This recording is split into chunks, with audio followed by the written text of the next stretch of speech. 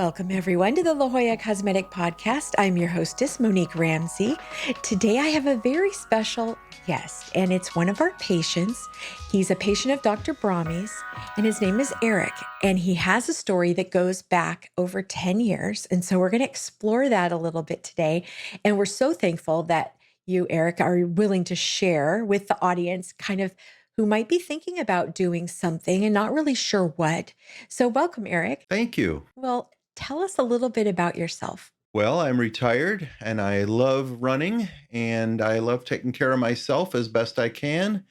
And that's what brought me to Dr. Brahme about 12 years ago for the first time. Okay, so take us back, if you will, to that first experience with La Jolla Cosmetic. What was bothering you? And can you describe sort of what it felt like and why you wanted to make a change? What I really was concerned with about 12 years ago were the bags under my eyes. And I knew that there was a procedure that existed for it. So I poked around on the internet a little bit and read a lot about not only the options for a doctor, but also about what to expect in terms of recovery. And initially, I was turned off by the amount of downtime that I knew would have to happen.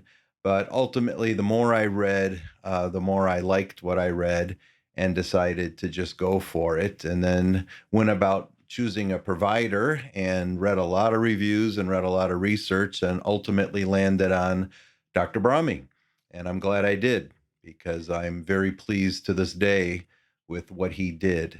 He didn't overdo it, but he did enough and then some, I think, to make me feel very happy with the outcome. And I think that's such a concern for any patient, but I think especially men, because, nobody, well, anybody, but nobody wants to feel like something extreme has happened. You want to look like Yes. you, just like maybe 10 years ago or 8 years ago or 15 years ago, whatever it is. But I think that's you touch on a really important point, and that is a fear that a lot of people have going down this road. And so what did you happen to talk to other surgeons besides Dr. Brahme? I didn't talk to others. I read a lot about others, though, but ultimately, I just liked what I was reading about Dr. Brahme and conveniently located and all good reviews. And I had the initial consultation with him and felt even better when I left that first consultation that it was going to go well, and it did. So in your research, what kinds of things, besides reading reviews, were you sort of were factors as you did your homework? I don't recall, by the way, reading any negative reviews about any of the local surgeons. More, I was reading about the overall process being, very smooth and efficient here at La Jolla, and also, the downtime being what they said it would be, and the healing time being what they said it would be. People were comfortable that they had been given the straight story up front and not misled in any way. So I really felt good about that. Yeah, I think that's another good point because it doesn't do anybody any good to sugarcoat anything. That's right.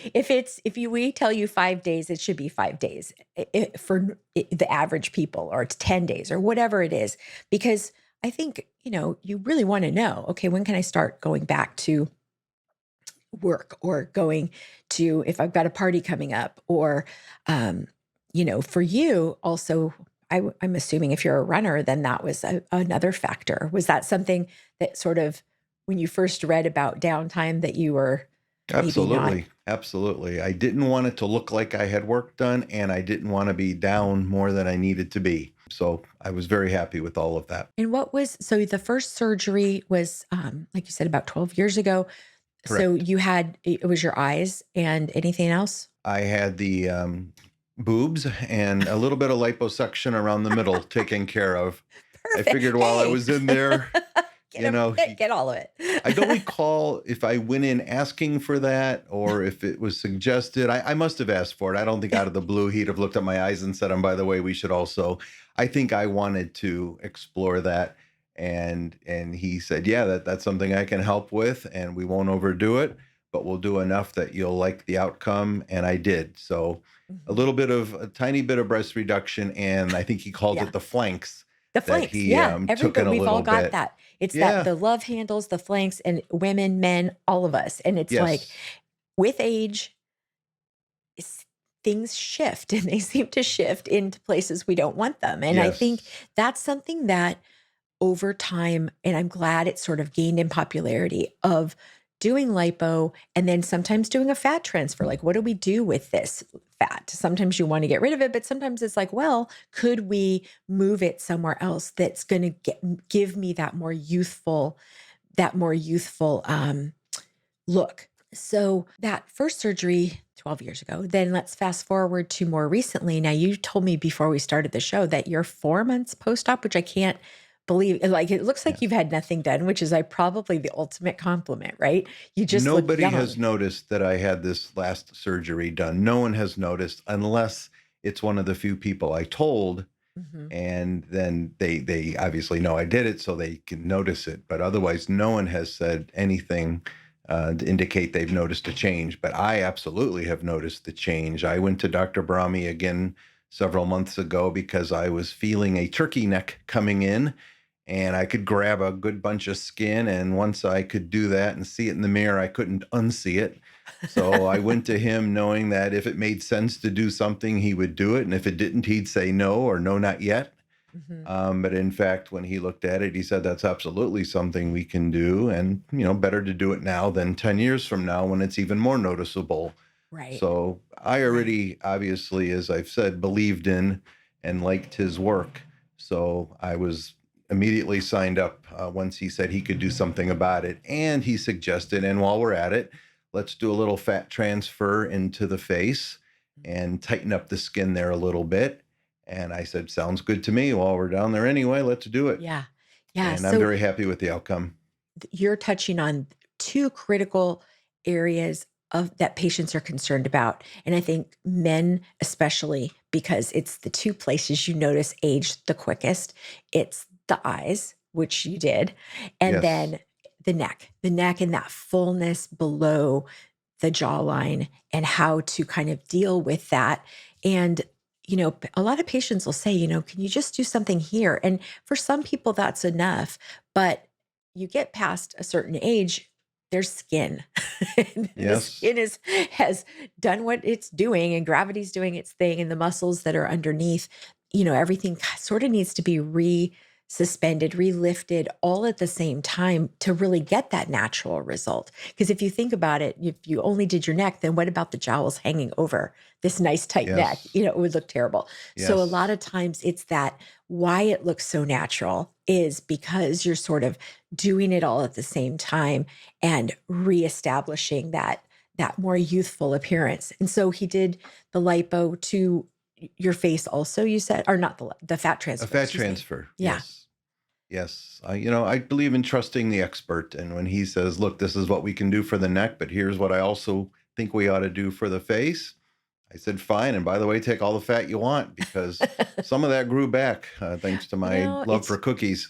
oh, well, So there was plenty there for him to grab, and he grabbed a little and put it in my face. And I hadn't thought of it, but I'm happy with it because I noticed that the skin's a little tighter.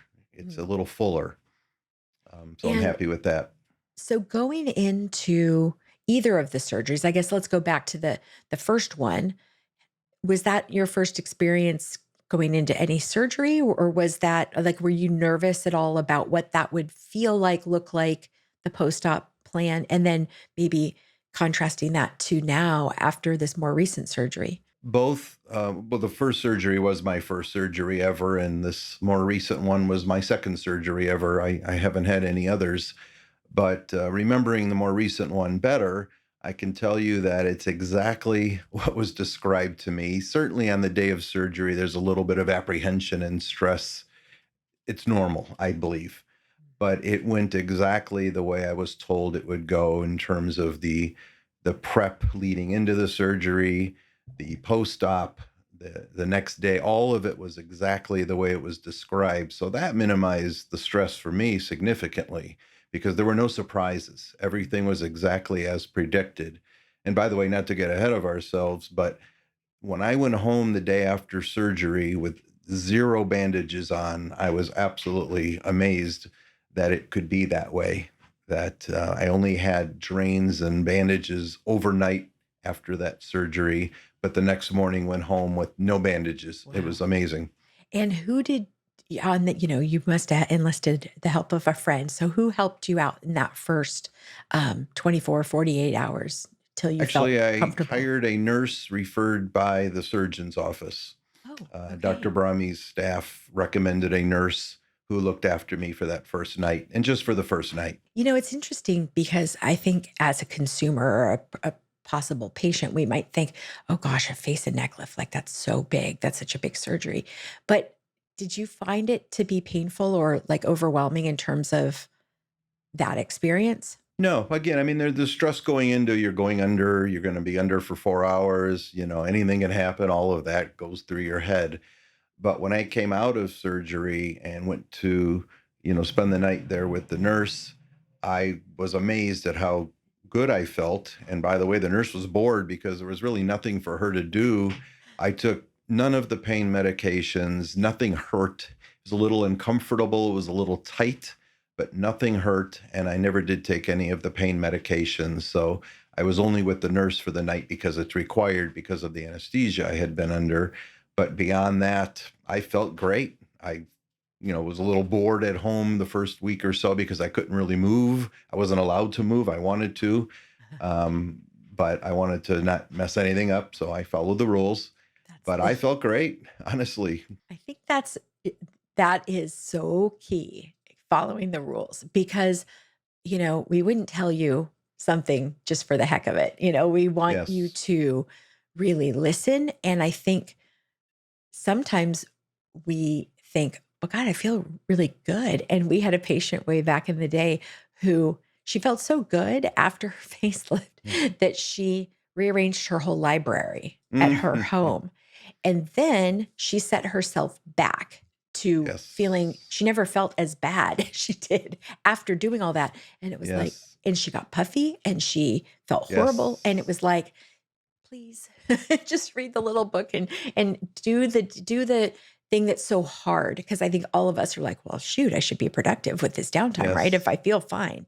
And I think especially with a facelift because it isn't a painful procedure. It isn't something where, if you've had abdominal surgery, like a tummy tuck and they've cut your muscles, like it's hard to move around. So you don't really move Hmm. around.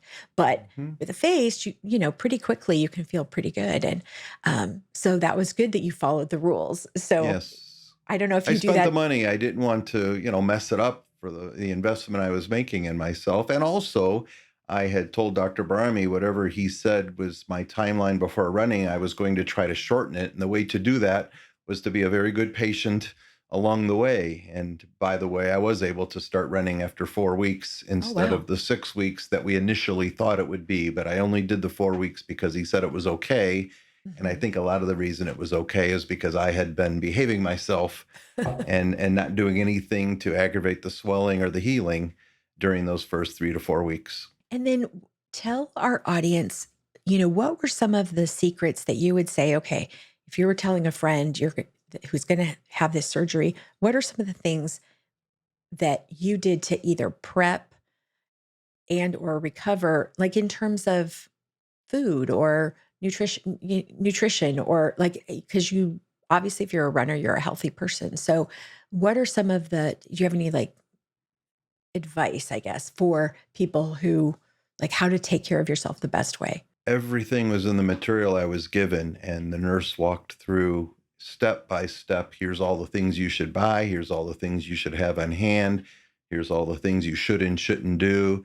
I read through that multiple times, and it was good to get home after that first night and have it all there and just start doing the Netflix thing and having all the foods and juices and everything that I needed without having to go out. I went out anyway because I like my Starbucks, but I could get the cup and go back home, and that was fine. But everything else I had, and again, I just followed the instructions that were given. I figured no one makes this stuff up. It's meant to be followed. So I figured the least I can do is follow the instructions to get the most out of my investment. Eric, you are the poster child. Well, You just thank can you. we put you on and just have you talk to every single patient because I'm so it's happy with the results. And Dr. Brahme did a wonderful job, but so did the team that supports him. But I also know that I did a lot of the work in terms of how I've embraced the healing. And again, don't want to mess it up. And I'm very yeah. happy with the outcome after only 4 months now. It feels and looks great to me. Was there anything that surprised you after surgery, something you weren't expecting? Only as I mentioned earlier, going home with no bandages on. I'm still blown away by that. Unbelievable. And I'm sure it changes with each surgeon and what their protocols are and the patient and how well you're doing and how much output is in the drains and all the other things. Yes. Um, but yeah, I think that is sometimes surprising when you're like, oh, well, that wasn't that bad. I had stitches, but I was able to take a shower the day after the surgery. No bandages, as I've mentioned, and other than just kind of getting bored sitting home, it was all good. Yeah. But as I mentioned earlier, it was so aligned with the expectations I had been given. There were no surprises, and that's a great stress minimizer to have no surprises. Very true. Very true. Um, what would you tell other men who might be thinking about doing some, you know, little work on themselves? What advice would you give them? I'd say go for it and do it younger than older. I've not been older than I am at this moment, but I have a feeling it gets tougher as you get older. So I was pleased to do it when I was 59, this most recent surgery. I suspect if I were 69, it would look more radical, and it'd be a little harder to endure the healing. But I think do it sooner, do it with someone reliable, someone who's done it a few times before, and the team here has been great for that. Yeah. Doing it early is sort of like slight preventative maintenance. And like you said, nobody knew unless you told them. That's right. And so that's key. And now one other thing I think about doing surgery sooner rather than later is you get to enjoy it longer. And doing things in the med spa, I think is a great way to sort of have maintenance and, or it can, help younger people kind of push off a surgical intervention. But at the end of the day, those things aren't going to necessarily do what a face and neck lift are going to do in terms of tightening all those muscles and this taking away the extra skin. That's right. And I mentioned, by the way, I really don't have anyone who's noticed I've done the work. So you might ask, well, why the hell did you do it then? I did it for me. Every time I look in the mirror, I'm liking what I see there. I'm not trying to be a model. I just want to be happy in my own skin. And now when I look in the mirror and I don't see that turkey neck, I feel much more of a contoured lower face. I like it. The same way I like the eyes when I had them done. So Yeah. I did And it for me. And to your point about quality of life, the sooner you do it, the sooner you'll have that improved quality of life that comes from how you look and feel about yourself. I love that. And I love that, um, you embraced the process or people, talking, trust the process. Well, Dr. Brahme and his nurse Christina, and they've worked Yes. together for so many years. And, Yes. I had her on the podcast recently and we were talking about, um, how she helps patients. And she's like, well, I've had almost everything done that he could do. And so I've been there Yes. myself. And she likes to help give advice on, this is what it's maybe going to feel like, and here's what to do. And so did you find that to be sort of helpful too? Absolutely. Christina was wonderful. I believe she was also Dr. Remy's nurse when I had the first surgery, but on this most recent round, from beginning to end, everything she said would happen or could, it is exactly what happened. And again, that's wonderful peace of mind. And her walking through the instructions so thoroughly, as if it were her first time walking through, was very helpful to me. It just made it a very smooth process. And I think that booklet, I remember, and I've worked at the center and I've obviously had some things done over the years, but that booklet, you can hear it during your pre op visit. They can explain it to you and you think you've got it. But, fast forward to, 6 hours after surgery when you're at home, you're like, wait, what? What was I supposed to do? And you can go right Yes. there and it's all in writing and it's there for you. It's there for the Yes. people around you. And then I just found myself consulting that thing for weeks. Yes. What about this? What about that? What am I going to feel? Is this normal? Because you can, and I think in the age of the internet, we can like freak ourselves out. That's Don't go right. looking it up on Google because you might find things that have no bearing on what the real Yes. the real advice is. And so I think that booklet, having that resource at home, I found it to be incredibly comforting that I had that right there. And if I had any questions, obviously I can call the office and they're happy to help. But most everything was in that book. Yes, I agree.